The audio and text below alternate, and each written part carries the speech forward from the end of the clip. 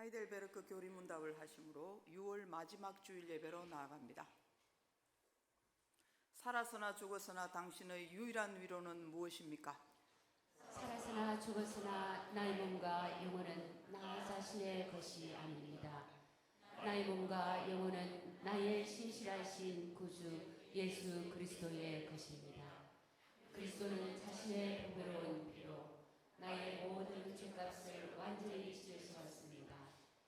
그리스도는 나를 마귀의 모든 권세에서 풀어주셨습니다. 또한 그리스도는 나를 지켜주십니다. 그리고 하늘에 계신 아버지의 뜻이 아니라면 내 머리에서 머리카락 하나도 떨어지지 않습니다. 참으로 모든 것은 나의 구원을 위해 합력하여 일합니다. 그리고 그리스도는 성령님을 통해 내게 영생을 보증해 주십니다. 또한 그리스도는 이제부터 진심으로 기꺼이 그리스도를 위해 살도록 나를 준비시키십니다. 아멘. 이 위로 안에서 복을 누리며 살다가 죽기 위해 당신은 무엇을 알아야만 합니까? 다음 세 가지를 알아야 합니다. 첫째, 나의 죄와 비참함이 얼마나 큰지 알아야 합니다. 둘째, 어떻게 내가 나의 모든 죄와 비참함으로부터 구원받는지 알아야 합니다. 셋째, 어떻게 내가 그러한 구원을 주시는 하나님께 감사해야 하는지 알아야 합니다. 아멘.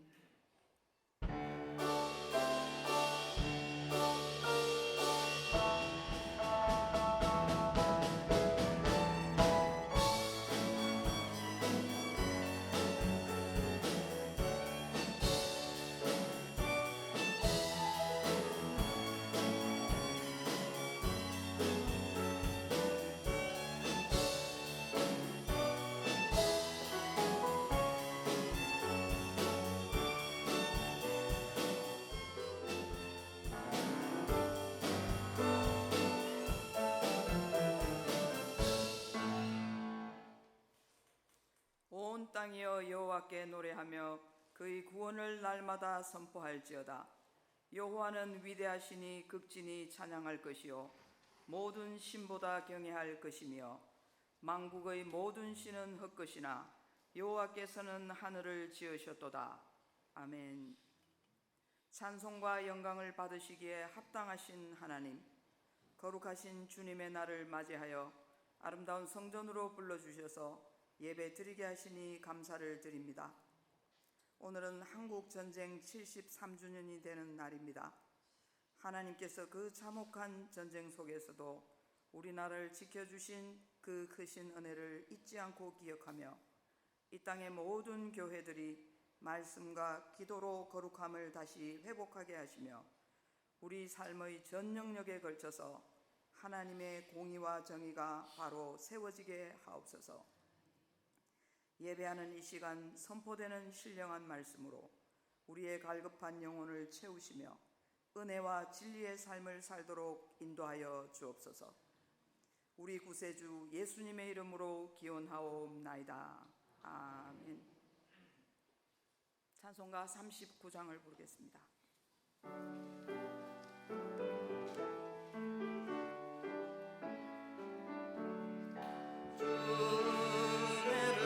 받으려 모인 성도들 주 크신 뜻 깨닫게 하옵소서. 내 고통의 멍에를 다 벗게 된 날 구속하시니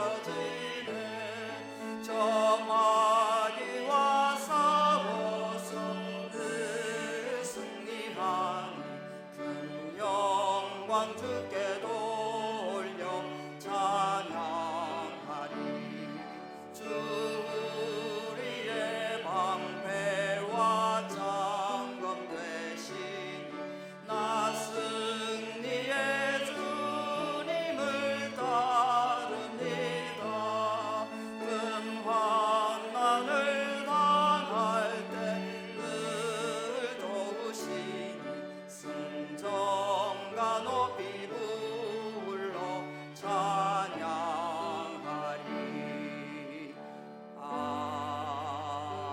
아멘. 성시교독은 82번입니다.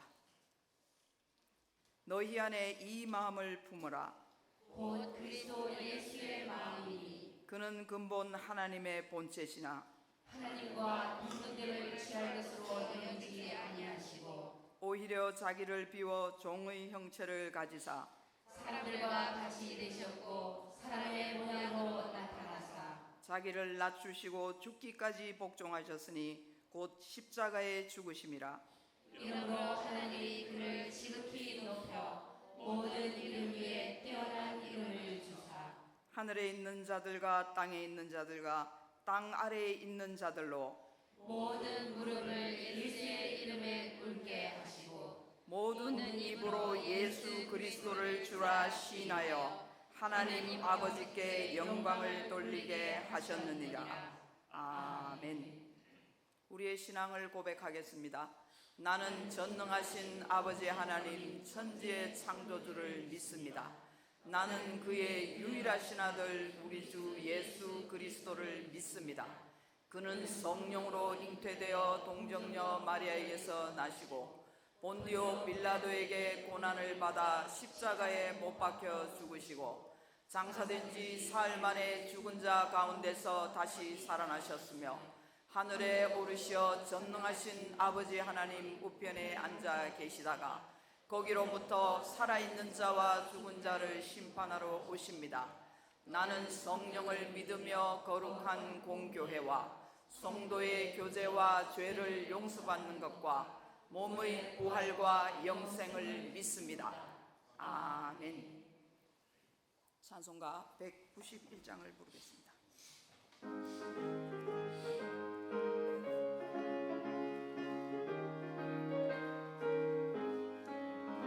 내가 매일 기쁘게 순례의 길 행함은 주의 팔이 나를 안보함이요 내가 주의 금복을 받는 참된 비결은 주의 영이 함께함이라.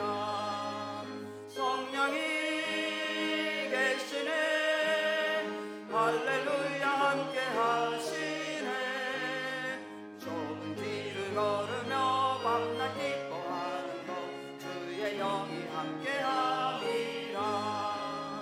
전에 죄에 빠져서 평안함이 없을 때 예수 십자가의 홈로 힘입어 그 발 아래 엎드려 참된 평안 얻는 주의 영이 함께함이라.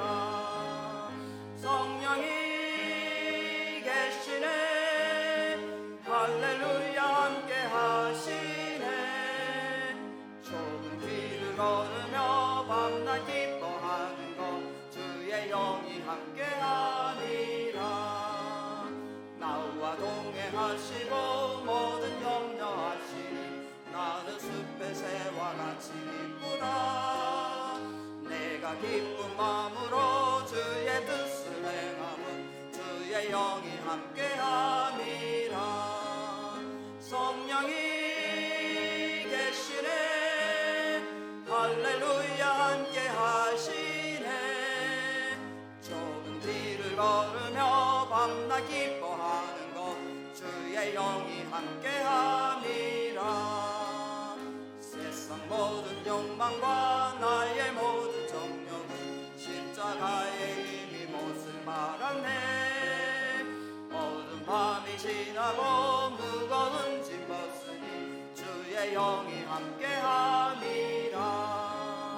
성령이 계시네 할렐루야 함께하시네 좁은 길을 걸으며 밤낮 기뻐하는 것 주의 영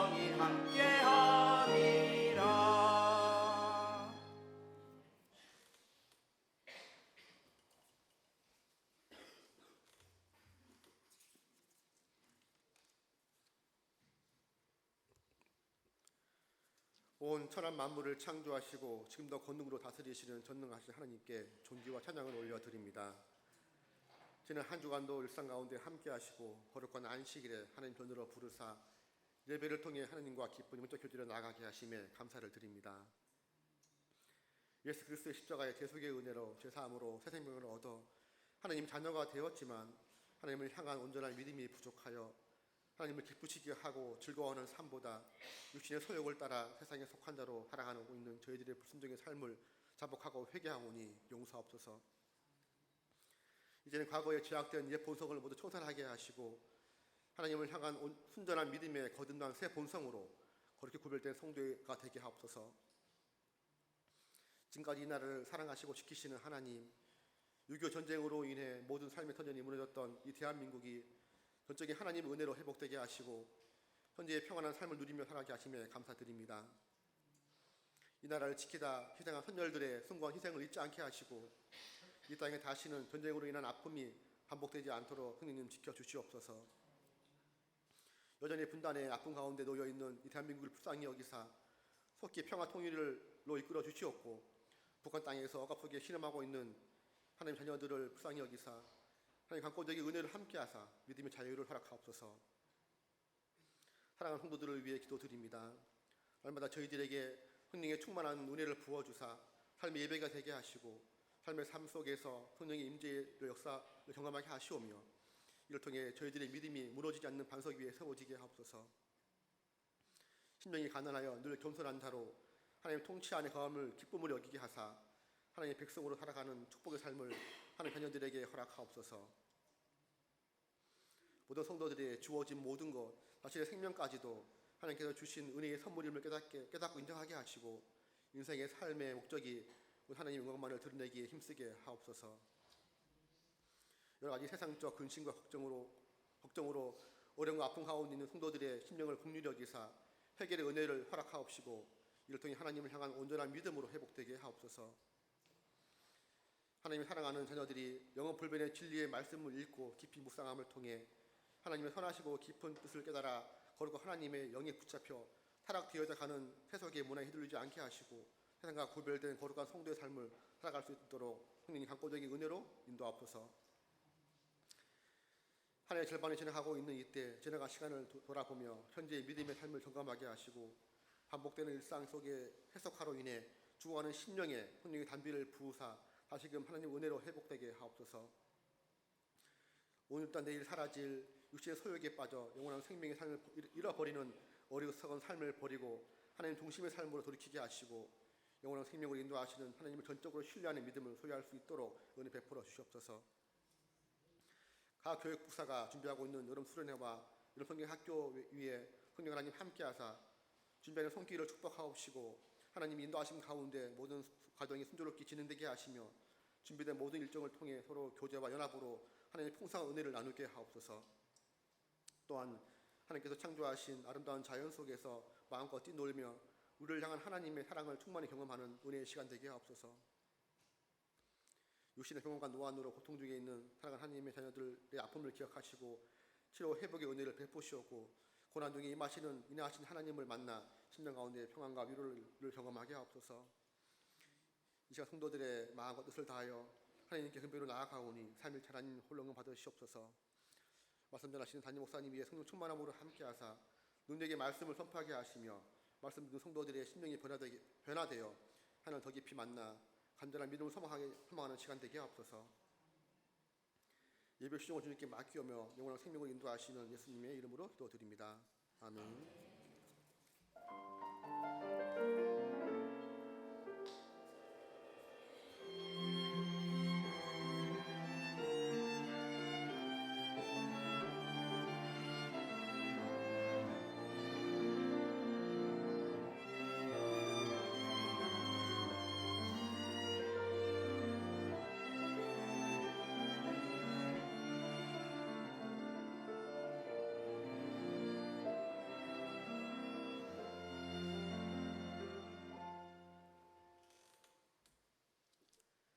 하나님께서 우리들에게 주신 말씀은 베드로전서 3장 10절로 16절 말씀입니다.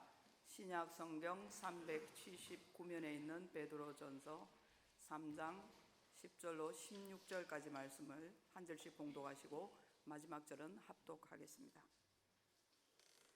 그러므로 생명을 사랑하고 좋은 날 보기를 원하는 자는 혀를 금하여 악한 말을 그치며 그 입술로 거짓을 말하지 말고 악에서 떠나 선을 행하고 화평을 구하며 그것을 따르라. 주의 눈은 의인을 향하시고 그의 귀는 의인의 강구에 기울이시되 주의 얼굴은 악행하는 자들을 대하시느니라 하였느니라. 또 너희가 열심으로 선을 행하면 누가 너희를 해하리요. 그러나 의를 위하여 고난을 받으면 복 있는 자니 그들이 두려워하는 것을 두려워하지 말며 근심하지 말고 너희 마음에 그리스도를 주어 삼아 거룩하게 하고 너희 속에 있는 소망에 관한 이유를 묻는 자에게는 대답할 것을 항상 준비하되 온유와 두려움으로 하고 선한 양심을 가지라. 이는 그리스도 안에 있는 너희의 선양을 욕하는 자들로 그 비방하는 일에 부끄러움을 당하게 하려 함이라. 아멘. 주일 특송을 장생포교회 남성 중창단에서 드리겠습니다.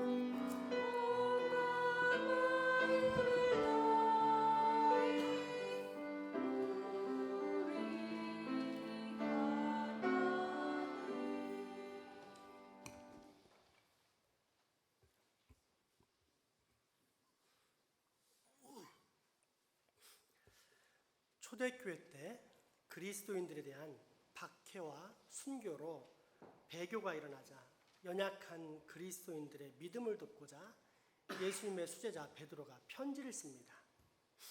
이것이 오늘 우리가 대하는 베드로 전서인데 때문에 자연스럽게 베드로 전서의 주제는 예수님 때문에 받는 고난을 기뻐하고 즐거워하라입니다. 흔히 우리는 예수 믿으면 복 받는다고 말합니다. 정확치는 않아도 한국 교회에서 아마 최소 50년 이상은 들어왔을 것입니다. 그리고 이 말은 사실입니다. 예수 믿으면 복 받습니다. 단 차이가 있다면 오직 번영과 형통만을 언급하는 세속적인 복이 아닌 영적인 복, 즉 성경적인 복으로서 하나님을 알고 믿고 그분의 음성에 귀 기울이며 또 순종함을 얻게 되는 영원한 생명의 복입니다. 하지만 세속에 물든 기독교가 보이지 않는 이 영생의 복은 간과하고 부와 명예 등 당장 보고 느낄 수 있는 현세적인 복만 갈구함으로써 예수 믿으면 복 받는다는 말의 참 의미도 우상 숭배로 변질된 것입니다. 그럼에도 불구하고 여전히 확실한 것은 예수 믿으면 복 받는다는 사실입니다. 스스로의 힘으로는 도저히 해결할 수 없는 하나님과의 단절된 관계 회복, 영원한 생명의 관계가 예수 그리스도로 말미암아 회복됨으로 먼저는 내적 그리고 외적으로도 하늘의 복을 받기 때문입니다. 문제는 그렇게 예수님을 믿은 후에 찾아오는 고난에 대한 이해입니다. 예수 믿으면 고난이 찾아올까요? 정답은 반드시 온다는 것입니다.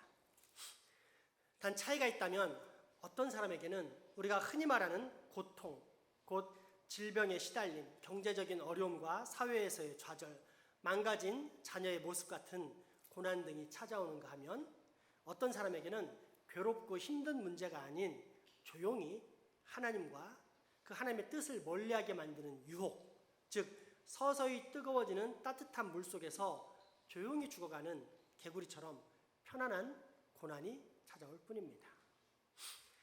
그러니 고난이 없는 그리스도인이란 없습니다. 만약 있다면 그는 그리스도인이 아닐 가능성이 높습니다. 왜냐하면 우리는 현재 이 세상의 통치와 권세를 잡은 어둠의 세상 주관자들과 하늘에 있는 악한 영들을 대적하며 살고 있기 때문입니다. 그 가운데서 빛을 내면서 살고 있는데 그처럼 튀는 그리스도인이 박해를 받지 않는다? 그것은 전혀 이치에 맞지 않습니다. 그리고 이것이 너무도 당연한 일일 수밖에 없는 것은 우리 주님께서도 이 땅에 계실 때 박해를 받으셨기 때문입니다. 그것도 다른 사람이 아닌 자기 가족으로부터 말입니다. 요한복음 7장 1절에서 5절까지 말씀입니다. 그 후에 예수께서 갈릴리에서 다니시고 유대에서 다니려 아니하심은 유대인들이 죽여 함이로라. 유대인의 명절인 초막절이 가까운지라. 그 형제들이 예수께 이르되 당신이 행하는 일을 제자들도 보게 여기를 떠나 유대로 가소서. 스스로 나타나기를 구하면서 묻혀서 일하는 사람이 없나니 이 일을 행하려 하거든 자신을 세상에 나타내소서 하니 이는 그 형제들까지도 예수를 믿지 아니함이로라. 아멘. 예수님께서 공생의 마지막 해인 장막절 또는 초막절이라 부르는 잔치에 참석하셨을 때 그의 인기는 과거지사였습니다. 한때는 대군중들이 예수님을 따랐었습니다. 5,000명을 먹이신 때는 이러한 인기의 최절정기였습니다. 그러나 그때 이후로 예수님께서는 자신이 누구인지와 장차 어떤 사역을 감당해야 하는지를 강조했고 그러자 군중들이 많이 줄어듭니다. 그러니까 밥을 먹게 해주고 앞으로도 잘 살게 해줄 것 같은 예수님을 만났을 때는 군중들이 계속 따라다녔는데 어느 날부터인가 내가 곧 길이요 진리요 생명이다. 또는 내 살을 먹어라. 내 피를 마셔라. 이는 내가 너에게 주는 생명의 떡이다. 새 언약의 피다. 하나님 아버지와 나는 하나다. 라는 이런 이상한 말들을 하자 다 떠나버린 것입니다. 그때 예수님의 동생들이 했던 말이 방금 읽은 요한복음의 말씀입니다. 요약하자면 당신이 정말로 그렇게 훌륭한 사람이라면, 소위 메시아라면 사람도 몇 명 없는 이 시골에서 잘난 척하지 말고 사람들이 많이 모이는 저 유대 땅에 가라는 불신과 조롱입니다. 그도 그럴 것이 이제 곧 다가올 3대 명절 중에 하나인 장막절은 100만 명에 이를 정도로 어마어마하게 많은 사람들이 예루살렘에 모이는 절기인데, 그곳에 가서 옛날 형님이 보여줬던 그 놀라운 기적들을 보여주면 되지 않겠느냐. 그러면 형님은 메시아로 인정받고 우리 또한 형님 덕에 한 자리 차지할 수 있을 텐데 왜 그렇게 못하느냐라는 조롱입니다. 물론 다시 살아나신 부활의 예수님을 만난 이후에는 그 동생들이 다 믿었지만, 그 전까지 예수님을 조롱하고 핍박하는 원수들 중에는 집안의 형제들도 있었다는 것입니다. 현재 집안에 불신자가 있는 우리에게도 얼마나 큰 위로가 되는 말씀인지 모릅니다. 다시 한번 요한복음 7장 1절에서 5절까지의 말씀을 보겠습니다. 그 위에 예수께서 갈릴리에서 다니시고 유대에서 다니려 아니하시더니 유대인들이 죽이려 함이로라. 유대인의 명절인 초막절이 가까운지라. 그 형제들이 예수께 이르되 당신이 행하는 일을 제자들도 보게 여기를 떠나 유대로 가소서. 스스로 나타나기를 구하면서 묻혀서 일하는 사람이 없나니 이 일을 행하려거든 자신을 세상에 나타내소서 하니, 이는 그 형제들까지도 예수를 믿지 아니함이로라. 아멘. 이처럼 고난이란 예수 그리스도를 믿는 우리 그리스도인에게 필수 과정입니다. 단 세상의 고난과 차이가 있다면 우리의 고난은 다 이길 수 있는 고난이란 사실입니다. 왜요? 믿음의 사람이 당하는 고난은 그 믿음을 주신 하나님께서 책임지시는 고난, 즉 성령님께서 도우시는 고난이기 때문입니다. 고린도전서 10장 13절 말씀과 로마서 8장 26절에서 28절까지의 말씀입니다. 사람이 감당할 시험밖에는 너희가 당한 것이 없나니 오직 하나님은 미쁘사 너희가 감당하지 못할 시험 당함을 허락하지 아니하시고 시험 당할 전에 또한 피할 길을 내사 너희로 능히 감당하게 하시느니라. 이와 같이 성령도 우리의 연약함을 도우시나니 우리는 마땅히 기도할 바를 알지 못하나 오직 성령이 말할 수 없는 탄식으로 우리를 위하여 친히 간구하시느니라.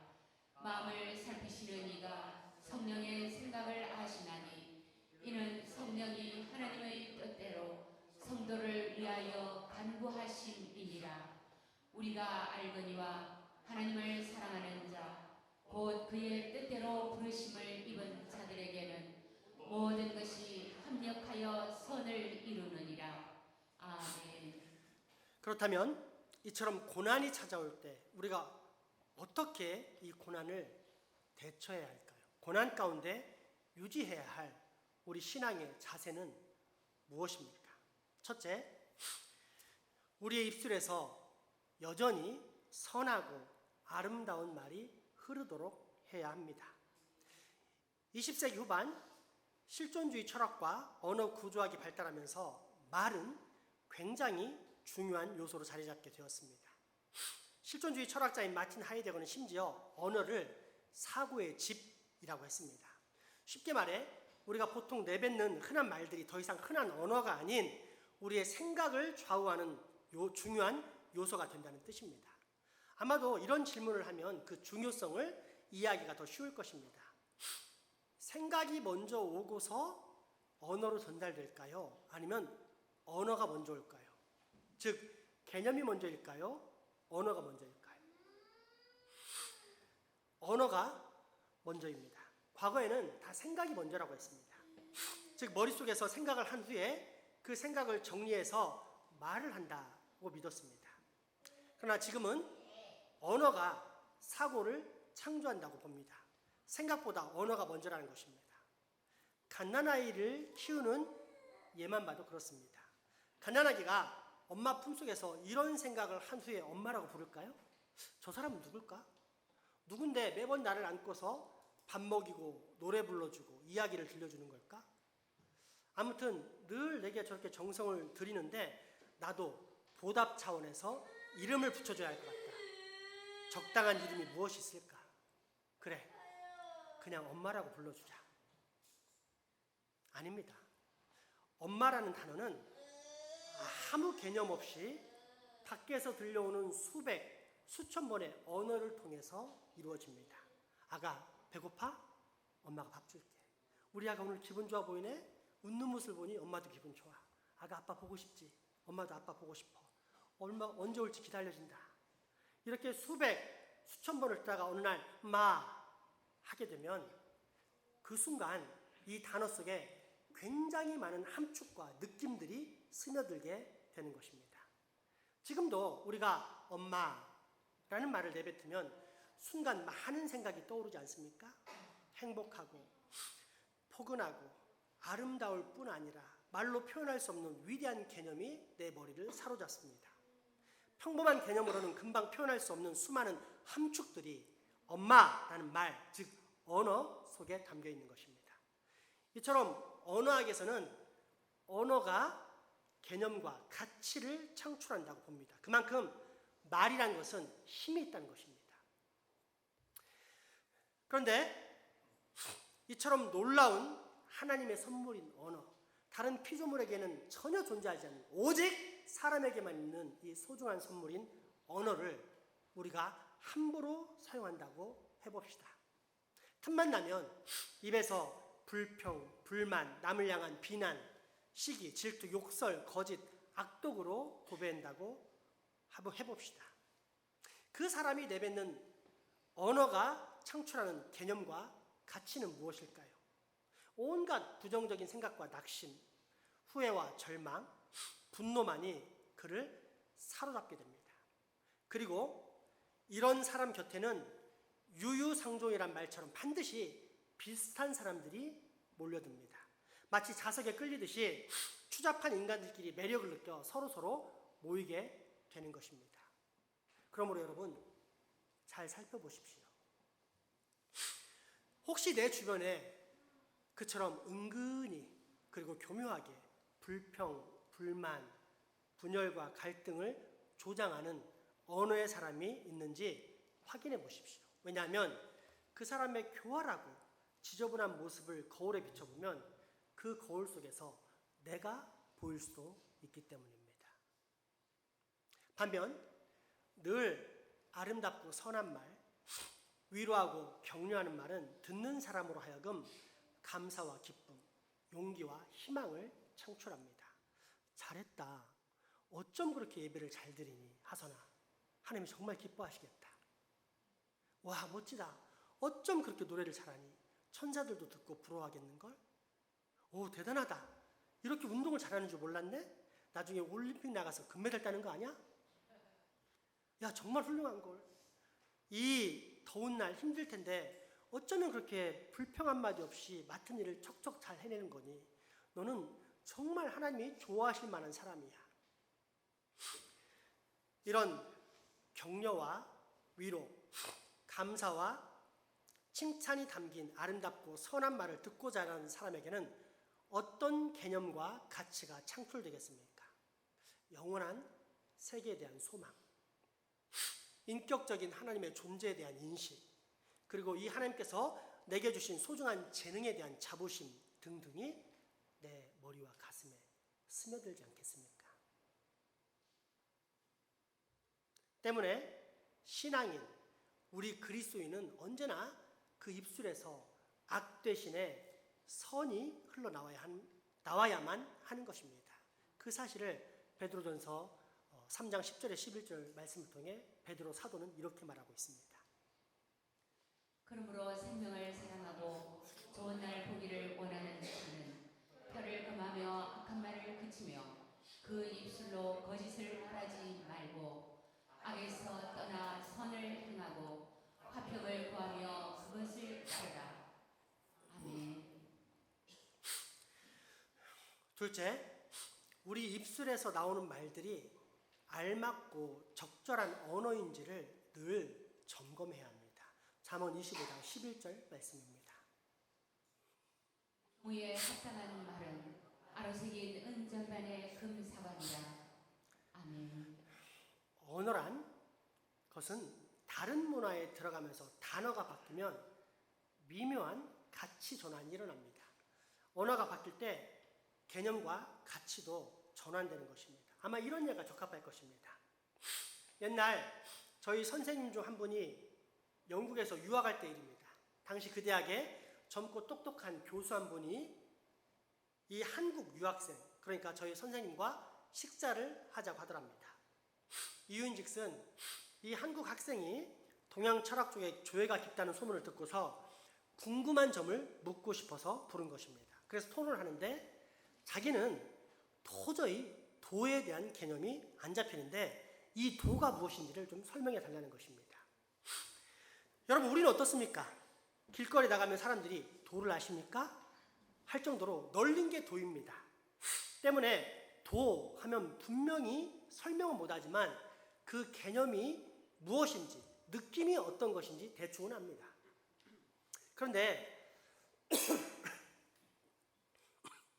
이 영국인 교수는 도저히 알 수 없어 하길래 한국 학생인 우리 선생님께서 그 영국인 교수가 보는 책의 번역을 살펴보았더랍니다.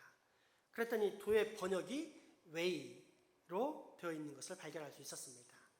그리고 군자는 gentleman으로 되어 있었습니다. 그러니까 군자 대로행, 이걸 영어로 A gentleman goes in the broad way라고 번역되어 있었고, 해석하자면 신사는 큰 길로 다닌다 였는데 영국인 교수는 도저히 이 사실을 이해할 수가 없는 것입니다.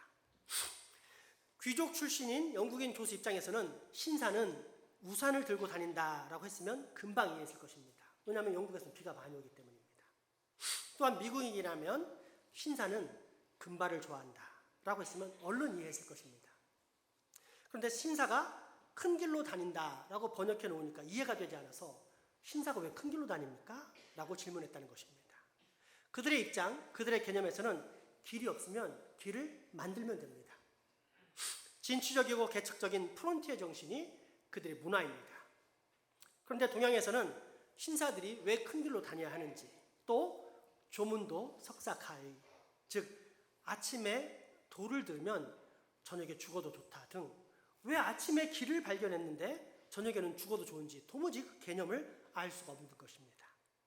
그렇다면 소위 번역, 통역, 즉 언어의 변환 과정이 과연 단순한 표현을 바꾸는 과정의 문제라는 뜻일까요? 아니면 개념과 가치가 전환되는 문제가 일어난다는 말일까요?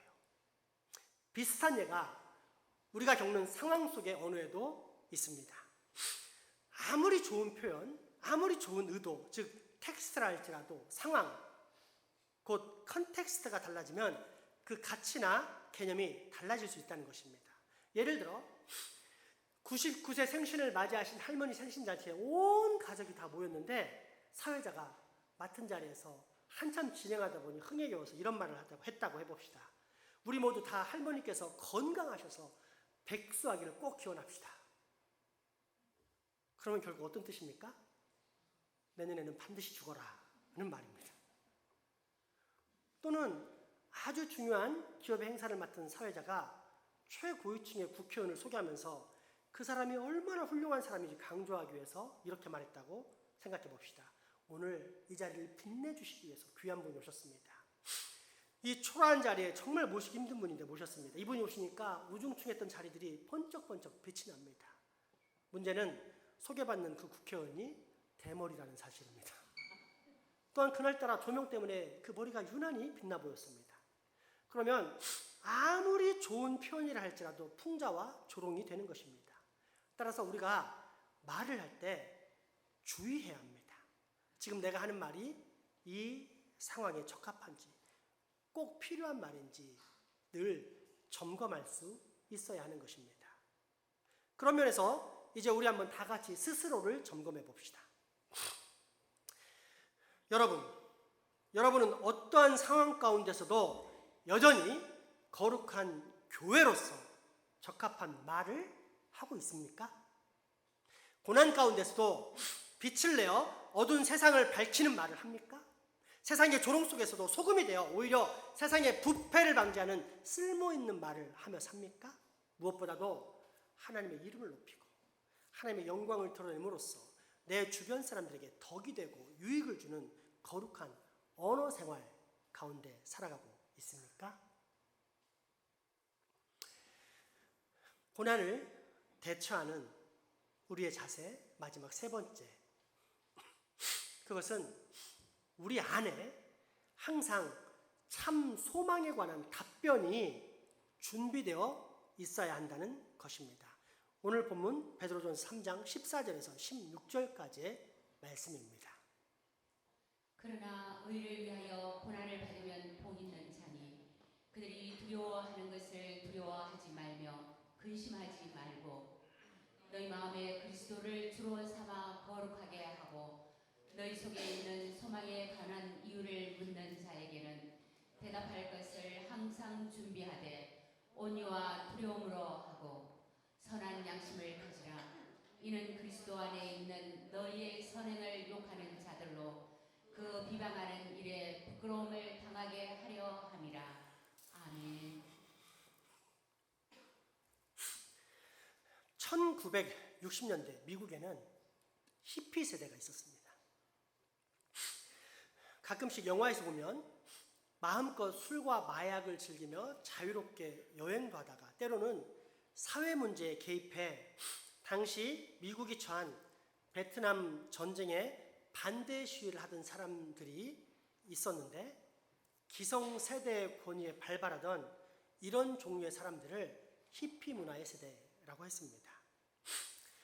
그런데 아이러니한 것은 외적으로 볼 때 이 당시 미국은 매우 충실한 기독교 문화였다는 것입니다. 즉 기독교 전통 문화에 도전하는 술과 마약이 어울리지 않았을 뿐더러 성경이 말하는 위의 권세, 가정과 정부의 권위에 대한 불순종 이런 것들이 전혀 통하지 않을 것 같은 시대였다는 뜻입니다.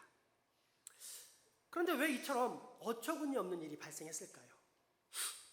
실제로는 기성세대 내면에 기독교적인 가치관과 문화가 없었기 때문입니다.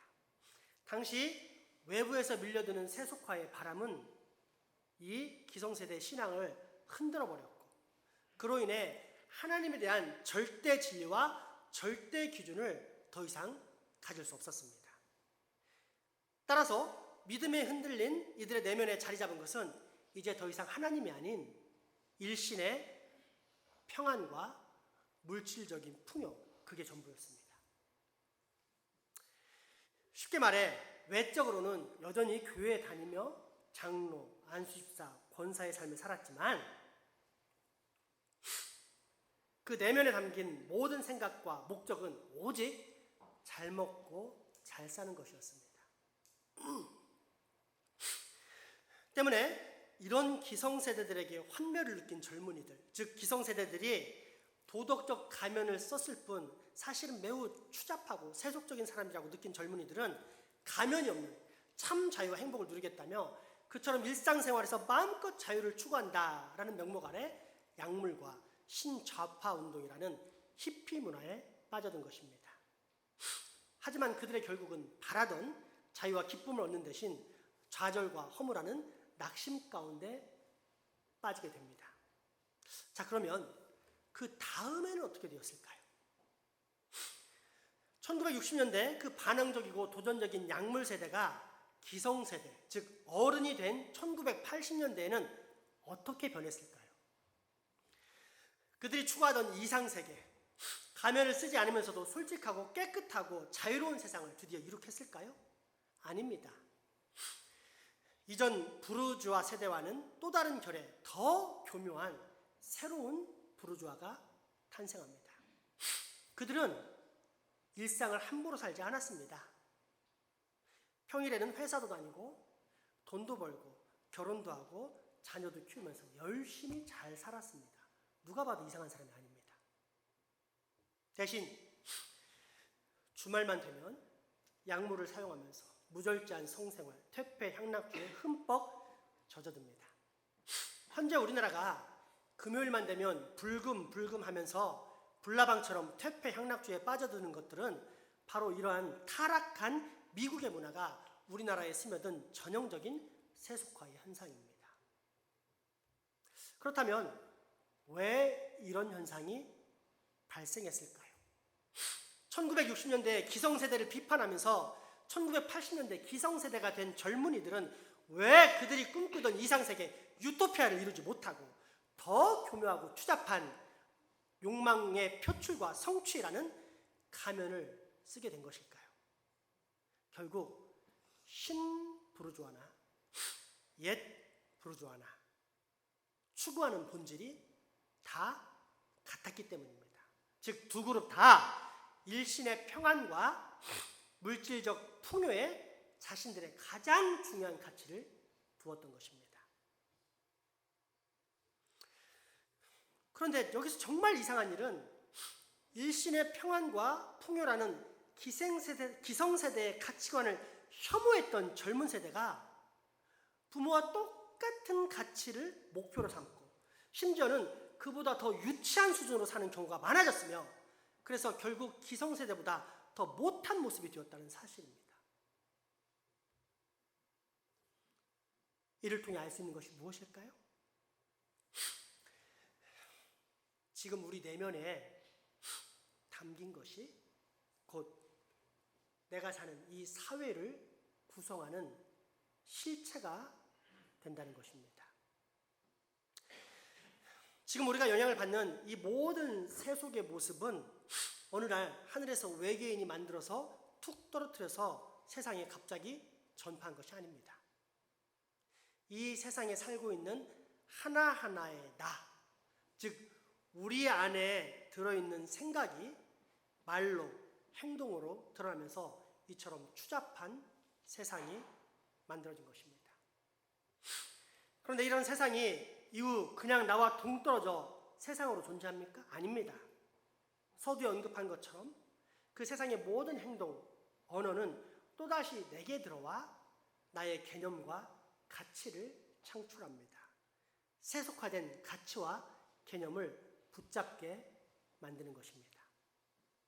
그래서 기성세대를 비판했지만 기성세대보다 더 교묘한 퇴폐, 향락의 기성세대가 된 미국의 히피 문화 세대는 이 추악하고 비참한 죄악의 소용돌이에 더 깊이 빠질 수밖에 없었던 것입니다. 결국 무엇이 문제입니까? 거룩의 상실, 즉 그 내면에 절대 기준이요 절대 진리가 되시는 하나님이 사라진 것이 모든 문제의 근원이었습니다.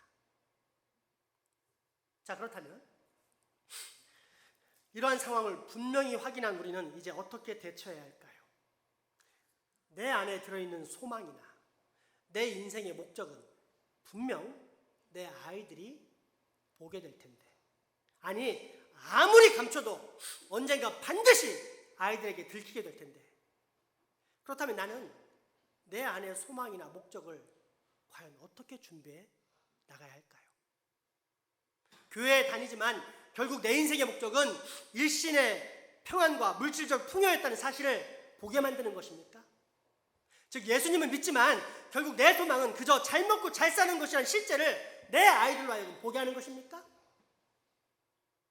만약 그렇다면, 그래서 그러한 소망이 내 아이에게 들켜진다면 지금까지 살펴본 결과대로 우리의 자식들은 나에 대해 크게 실망하면서 무시할 뿐 아니라 장차 그 아이의 인생도 분명 나보다 훨씬 더 큰 죄와 비참함을 겪는 허무와 고통의 상태가 될 것입니다.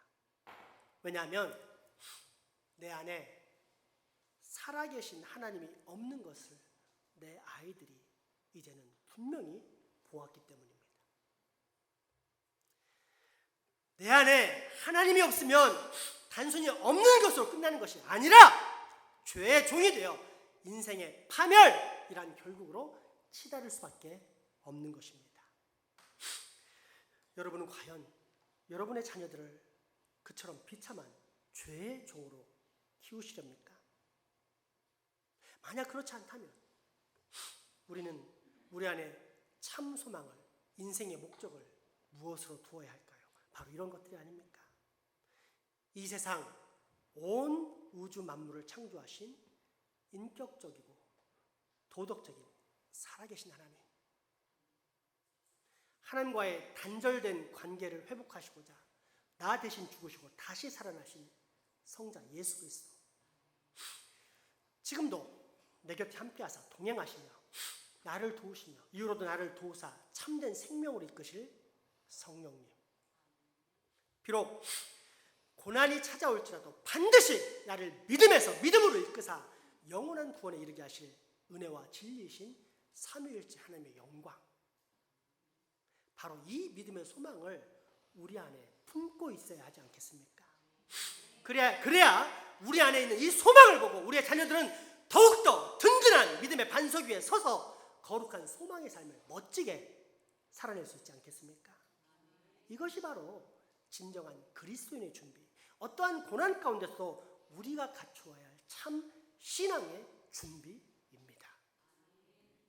여러분,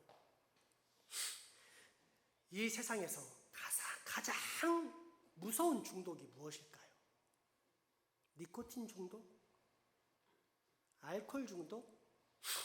아니면 마약 중독? 아닙니다.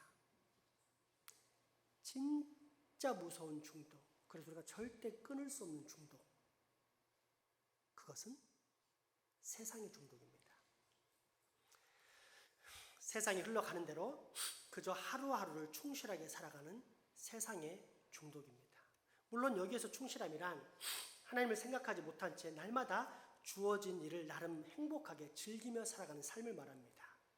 이에 대해 세상의 거짓 철학도 이처럼 숟가락 하나 더 얹습니다. 그저 하루하루 최선을 다해 살자, 그게 진정 아름다운 인생이다. 하나님이 있는지 없는지 우리가 어떻게 아냐?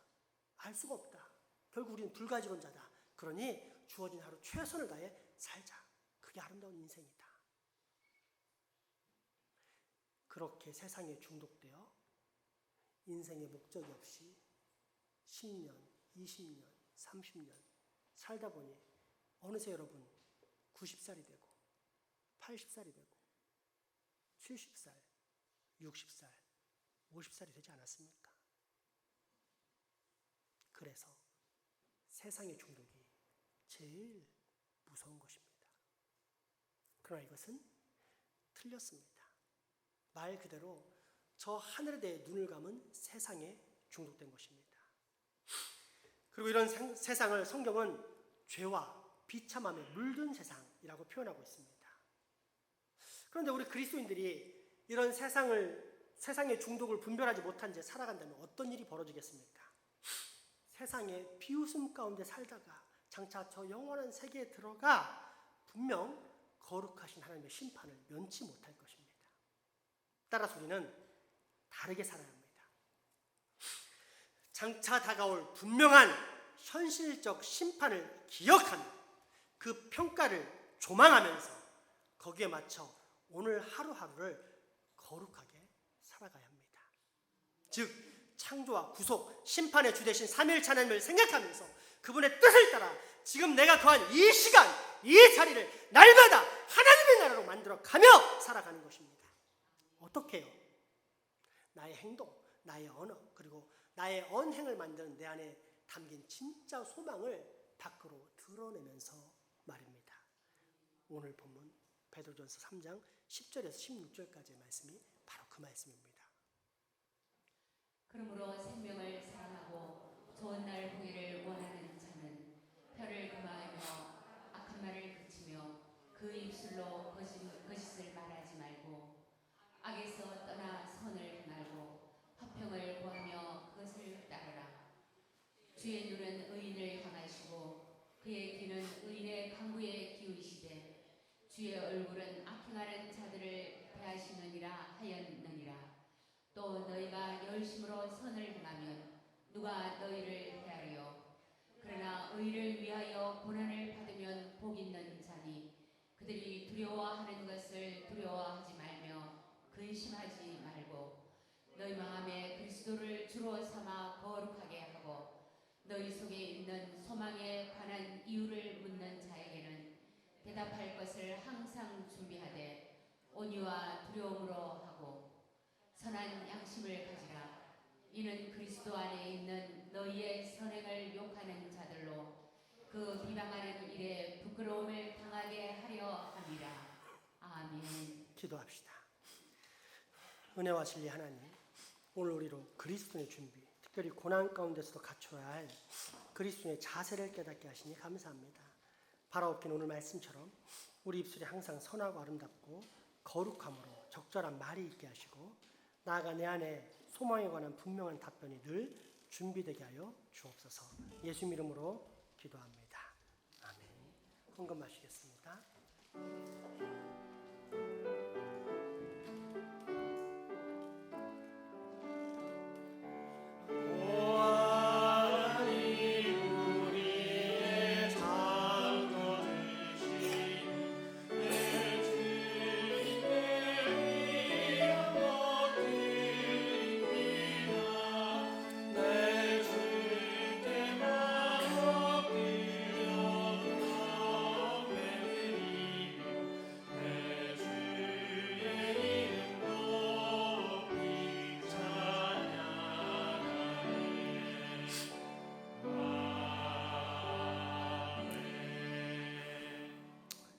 은혜 아버지, 오늘 복된 성회를 허락하사 감사와 찬양과 영광의 예배를 드리게 하시니 감사합니다. 또한 우리에게 적당한 삶의 물질을 주사 이 땅을 살아가는 데 부족함이 없게 하시니 감사합니다. 그 사랑과 은혜 감사에 우리의 피와 땀이 눈물 담긴 예물을 이 시간 드리오니 기쁘게 받으시고 복 주시옵소서. 여러 가지 감사의 조건을 바친 손길을 기억하사 그들의 영혼과 쌀독에 필요한 영과 육의 양식이 언제나 차고 넘치는 복이 있게 하옵소서. 특별히 교회 곳곳에서 이름도 빛도 없이 봉사하고 청성하는 자녀들의 정성도 받으사 그 모든 권속들에게 하늘의 상급과 더불어 이 땅에서도 30배, 60배, 100배 충만한 결실을 얻는 복이 있게 하여 주옵소서. 우리 가족이지만 함께하지 못하는 소중한 환우들, 직장, 사업, 유학, 국방의 의무도 타지에 나가 수고하는 교우들을 위해서도 기도할 때 우리가 받는 동일한 은혜와 강복이 있게 하여 주옵소서. 또한 이 지역사회의 긍휼력이사 어서속히 험한 곳에 굴복하여 죽음으로 나아가는 영혼들이 예수 그리스도를 구주로 믿고 구원받는 일을 꼭 우리가 보게 하여 주옵소서. 예수 이름으로 기도합니다.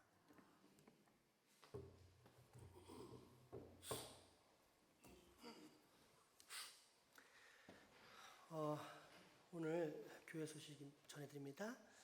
예배 후에 당회가 2층 제자예방이 있습니다. 환경 회복 캠페인 실행서 그림 청지기를 최경영 주사님에게 제출해 주시기 바랍니다. 월상 예배가 이제 하반기부터 시작되는데 오늘 토요일 7월 1일 새벽 5시 30분에 본당에서 있습니다. 아이들도 다 깨워서 데려오시기 바랍니다. 그래서 이날은 특별히 직장 가시는 분을 제외하고는 안 가시는 날이니까 아이들 다 깨워와서 예배하고 또 할 수 있으면 같이 조식도 하고 이렇게 갔으면 좋겠습니다. 오늘 좀 기억해 주셔야 될 것이 이날 오셔서 월사 헌금하실 때 저 헌금함에 넣지 마시고 이 강대상에 바로 예배 전에 올려놓아 주시기 바랍니다. 또한 그 헌금에는 반드시 감사 제목 또는 기도 제목을 올려놓으시기 바랍니다. 7월 16일 재직회가 있습니다. 재직들은 잘 준비해 주시고 또 재정부는 보고사항을 꼼꼼히 잘 살펴서 준비해 주시면 감사하겠습니다. 이제 뜨거운 여름 또 장마철 맞이해서 방학을 구역예배가 할 예정입니다. 7월 9일부터 9월 2일까지 방학이니까 이전까지 잘 모으시고 또 모임을 아름답게 마무리해 주시기 바랍니다. 우리 귀한 소식도 있습니다. 지난번에 우리 최연우 어린이가 그 울산노회 어린이대회에 참석해서 수상을 했잖아요. 그래서 그 자격을 돼가지고 영남노회 더 큰 대회에 참석하게 되었습니다. 7월 1일 오전 10시에 대구 충성교회에서 이제 대회를 하는데 많이 기도해 주시고 격려해 주시고 또 잘 될 수 있도록 용기와 힘을 줬으면 좋겠습니다. 우리 그런 면에서 연우 잠깐만 일어나봐. 일어나봐. 잘 하고 와라. 꼭 성공해라! 라고 이렇게 큰 박수 한번 보내드리겠습니다. 아가 수상이 성공 아니다. 최선을 다해서 열심히 하면 그게 성공인 거야. 알았지? 잘하고 와. 자, 오늘 또 참 귀한 소식, 아름다운 소식이 뭐냐면 상반기가 되어가지고 전도상을 시상하기로 했습니다. 또 상반기 동안 우리 주인 되신 예수님의 명을 따라서 전도를 열심히 하신 분들이 있는데 그분들을 시상하도록 하겠습니다. 선교위원장님 나오셔서 진행해 주시기 바랍니다.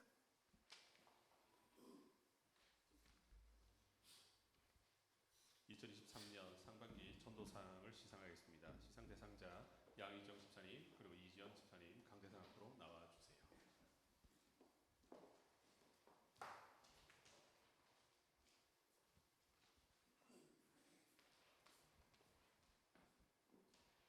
전도상 제2023-1 이름 양희정. 위 사람은 하나님을 사랑하고 사람을 사랑하라는 성경의 말씀에 기쁘게 순종하여 한 영혼을 본교회에 인도하였으므로 이 상장을 수여합니다. 이 시상은 전도자의 가슴에 장차받게 될 하늘 멸류관의 상징으로서 사용되기를 기원하며 하나님의 말씀으로 축복합니다. 그 주인이 이르되 잘하였도다. 착하고 충성된 종아, 내가 적은 일에 충성하였음에 내가 많은 것을 내게 맡기리니 내 주인의 즐거움에 참여할지어다. 아멘. 주후 2023년 6월 25일 장생포교회 담임목사 전성우.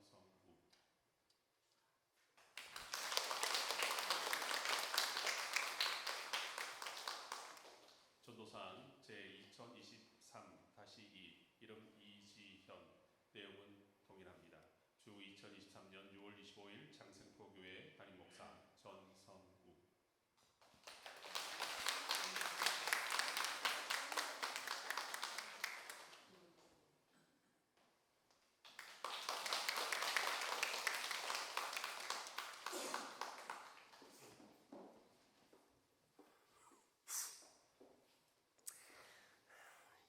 이제 폐회송에 앞서서 잠깐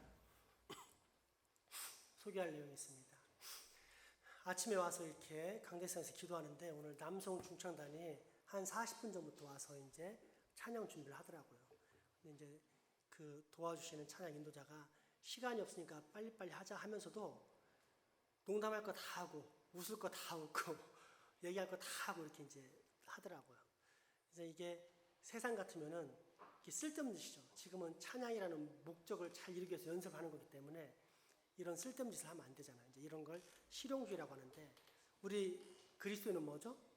진정한 자유와 감사를 누린 존재입니다. 그래서 찬양을 여기서 나와 잘하는 것도 좋지만 그 자체에 모여서 연습하고 찬양 준비하는 것 자체가 서로에게 기쁨이 되고 감사하게 되고 하나님께 영광이 되는 것입니다. 저는 우리 교회가 이렇게 어떤 전통주의라는 잘못된 틀에 매이지 않고 예수 안에서 진리 안에서 진정한 자유를 얻어가는 모습이 너무나 보기가 좋습니다. 그런 모습을 우리 교회가 더욱더 잘 갖춰서 나중에 하나님께 이 전도자들처럼 착하고 충성된 종이라 칭찬받는 교인들이 다 되었으면 합니다. 우리 그 마음을 가지고 서로 축복하는 시간 폐하며 나누도록 하겠습니다. 네.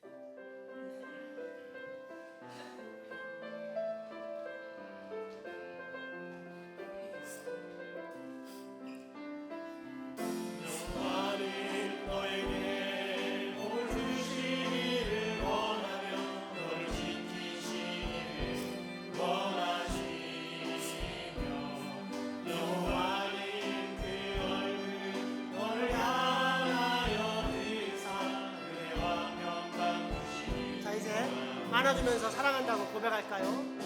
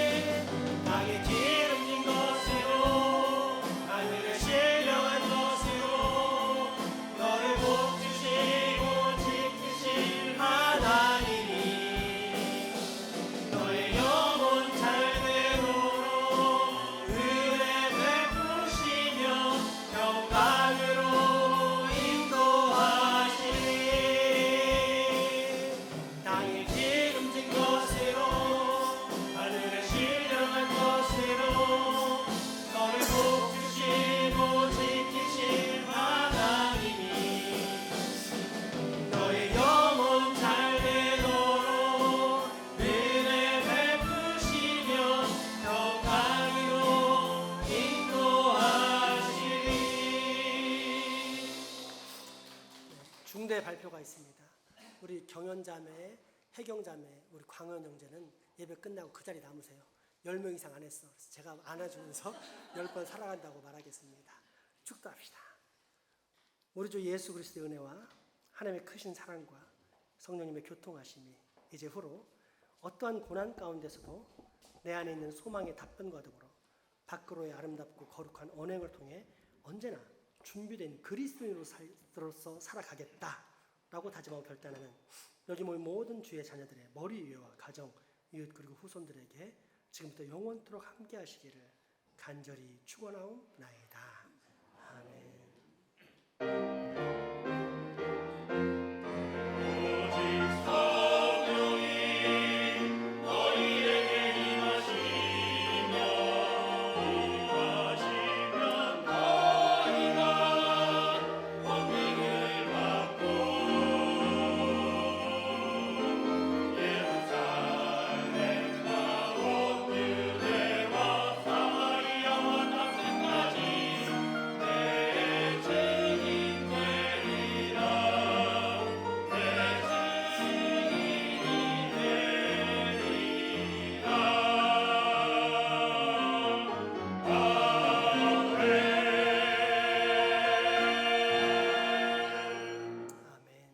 사랑과 축복의 교제 나누시겠습니다.